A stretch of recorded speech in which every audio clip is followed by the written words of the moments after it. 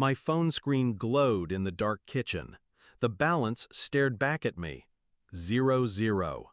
10 years of savings, gone in seconds. Behind me, laughter echoed from the living room. My brother-in-law leaned back in his chair, smug, swirling whiskey in his glass. "We needed it more than you," he said. "Don't act like you didn't see it coming." His wife, my sister, looked away, ashamed but silent. I trembled, my fingers tightening on the strap of my bag. My pulse slowed, sharp, deliberate. "Then you won't mind what's coming next," I whispered. They laughed. But the laugh was cut short when a loud bang shook the house. The front door flew open, and everything shifted. I should have known it was coming. Family reunions had always been theater.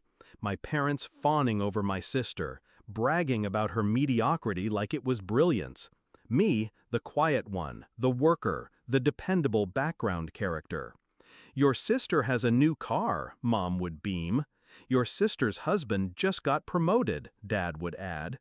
When it came to me, silence. At best, a polite nod. At worst, "Well, you're doing fine, right?" I told myself it didn't matter, that I was building something bigger, steadier. But they weren't blind. They saw the steady promotions, the careful investments, the way my bank account swelled while theirs shrank. And instead of pride, it bred envy. The betrayal didn't hit me all at once. It started with small loans that were never paid back. My debit card missing for a day after a family visit. My sister brushing it off with a laugh. "You're the successful one, you won't even notice." But I noticed. And when I saw my father's signature on a joint access form I never signed, I understood. This wasn't an accident. It was coordinated. They drained me, my own family, and they expected me to swallow it. I didn't rage. I didn't beg. I planned. For months, I moved in silence. Every account rerouted, every asset transferred to trusts they couldn't touch. I set traps, legal ones, every transaction traced, every signature verified, enough evidence to bury them if I chose. And then I waited. I waited until tonight, until they thought they had won, sitting fat and satisfied in their laughter while my account sat empty. That was the night I chose to end it. The bang that shook the house wasn't my anger. It was calculated timing. The sheriff stepped inside, followed by 2 officers, papers in hand, badges gleaming. "Court order," he announced. "We need to speak to—" His eyes scanned the room, landing on my brother-in-law. "You." The laughter died instantly. "What the hell is this?" my father snapped, standing. I stayed seated, my hands folded neatly on the table.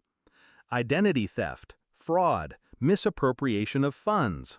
My brother-in-law went pale. My sister's wineglass slipped from her hand, shattering across the floor.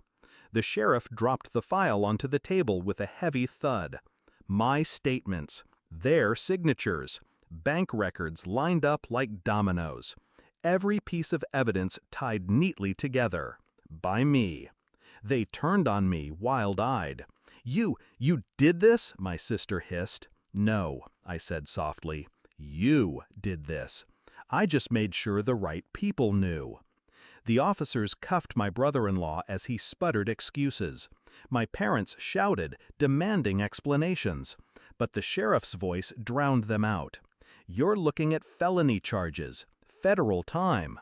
The color drained from his face. My sister lunged at me, but my father pulled her back. For the first time, the house was silent. They thought I was powerless. They thought I'd kneel. But I had spent years letting them underestimate me, smiling while they mocked, nodding while they stole. And now, while their world collapsed, I rose. By the end of that week, my brother-in-law was indicted. My sister's name dragged through every headline. My parents, once so smug, suddenly silent when neighbors asked questions they couldn't answer. The money? Already safe, untouchable. I hadn't lost a dime. The account they drained? A decoy, a fraction, a test they failed spectacularly. I still remember the look on their faces as the door slammed shut behind the sheriff. The disbelief, the fear, the sudden realization that the quiet one had been the sharpest blade all along. And me? I didn't smile, didn't gloat. I just stood, adjusted my bag, and walked out. Because revenge isn't about shouting. It's about silence. The kind of silence that follows a bang. The kind that leaves them wondering, long after the cuffs click shut, how you saw it all coming.